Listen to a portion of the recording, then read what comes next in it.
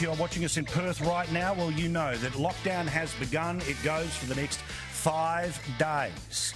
Just one case of coronavirus has locked down Greater Perth. We'll go live there in a moment or two's time. Ridiculous. So when Mark McGowan made the announcement this afternoon, well, he was very keen to make sure that everyone was as calm as possible. Roll the tape.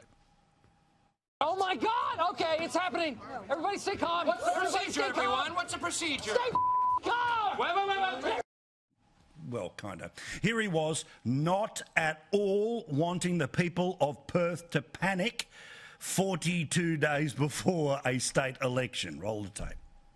We cannot forget how quickly this virus can spread, nor the devastation it can cause. This is a very serious situation. Every one of us has to do everything we personally can to stop the spread. This is a highly unpredictable virus. This virus is insidious, it's highly transmissible.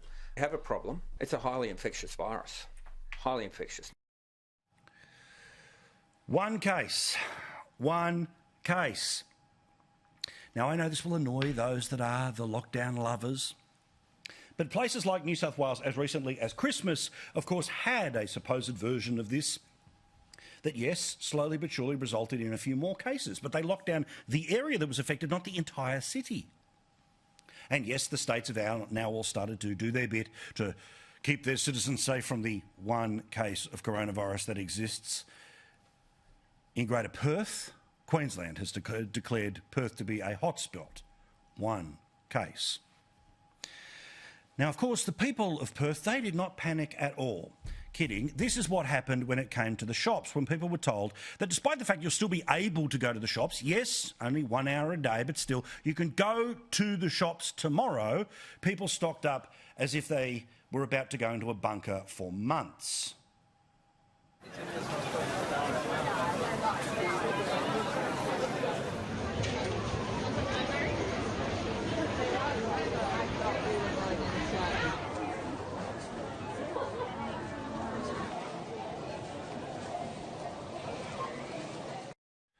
Now, I don't blame them. I get it. I'd probably go to the shops too just to make sure there was enough bread.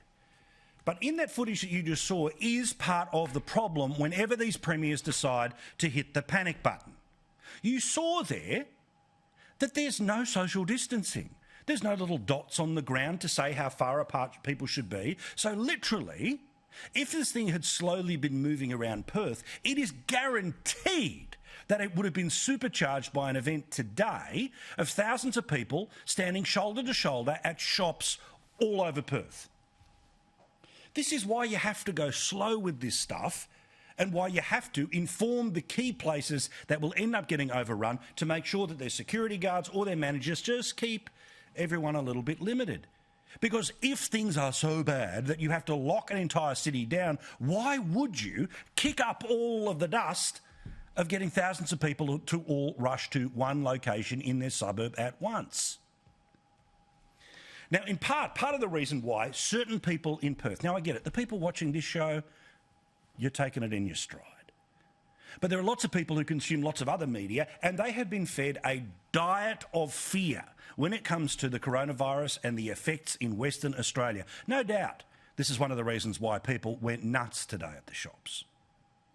The protected state one day, panic buying the next. The positive case has huge implications for the state. The transmission is very serious. His 3 flatmates have so far tested negative, but the fear is that they too will also test positive for the virus. The next 5 days will certainly tell if we need any more lockdowns.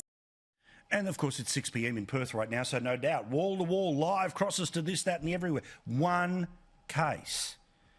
Now, just like in South Australia, I hope that all of this is over as soon as it begins, and hopefully there might be a chance of being able to get it out earlier than Friday. But there is no credit to be given by the politicians who exploit the fear that they have helped stoke for months. It's been more than a year since coronavirus is well and truly known around the globe, and we've been dealing with it here in Australia. Now, I get it. If it was the end of January last year and we didn't know what this giant amorphous blob was that was coming toward us, but we have seen, as I said before, in places around the country of how to get on top of little spot fires. Now, yes, what will always be pushed back at people like me is, well, If only there was a way to stop something before it became a bushfire and deal with it as a grass fire. And sure, I agree. But it's only when it starts to grow bigger than the grass fire do you need to react as if it was a bushfire. Instead, yes, probably you will be able to put out the grass fire if you send the water bombers in, if you deploy every single volunteer. But think about all of the disruption. Tomorrow's supposed to be the first day at school for kids in Western Australia. Parents, of course, going back to work, and let alone no infrastructure to make sure that those kids do online learning. No, they just get an extra week of school holidays while you're supposed to work out how you're going to work from home. Let alone the loony bin effect of being shoved in your own house, not being allowed to leave unless a small amount of exercise or a small amount of something to go for the shops. And this is fine for people with big houses. But it is just as true in parts of the suburbs of Perth as it is in regional Australia or major suburbs of Sydney and Melbourne. That the decision to lock down punishes the poorest amongst us. It punishes those who live in the smallest possible properties. And none of this was a mystery.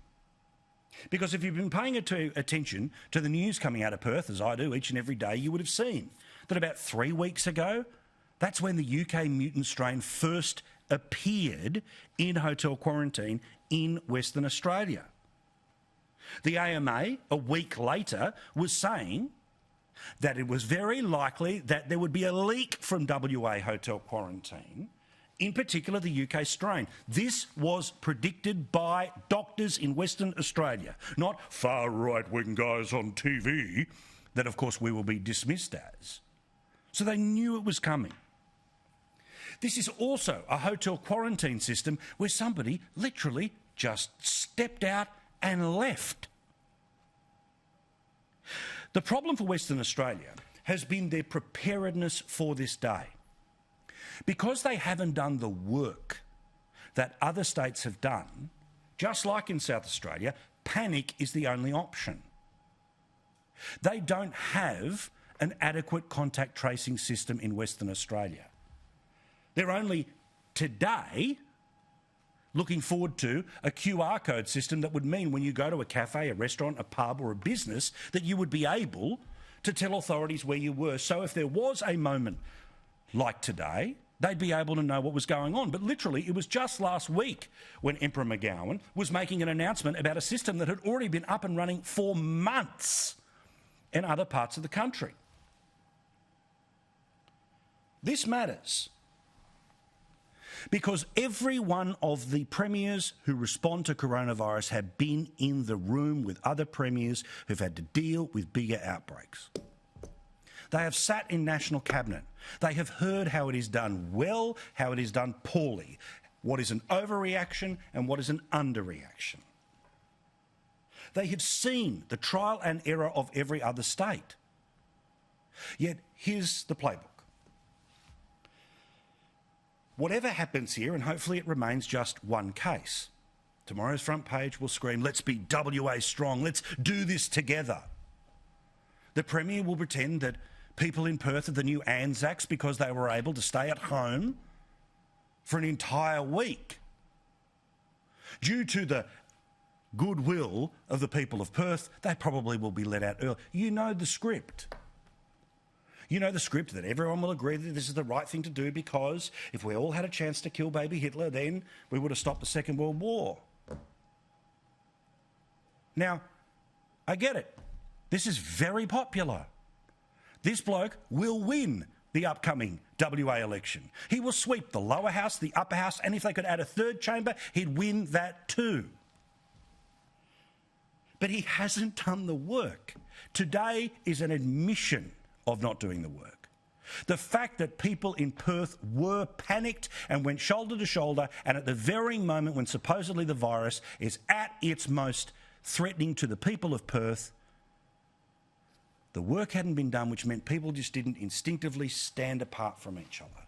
They didn't whack on a mask. Instead, they went down to the shops, and it may well have spread a whole lot worse than the Premier could have ever intended. Unless, of course, the intention is that this wipes away all other sins and guarantees you another 4 years in power. Because it happened in Queensland, happened in the Northern Territory, it happened in New Zealand. So to the people of Perth, I'm sorry about the week that you're about to have, and I'm sorry for the leadership that you have. Because true leadership is knowing how to live with the virus, not live in fear of the virus. True leadership is knowing the difference between the grass fire and the bushfire.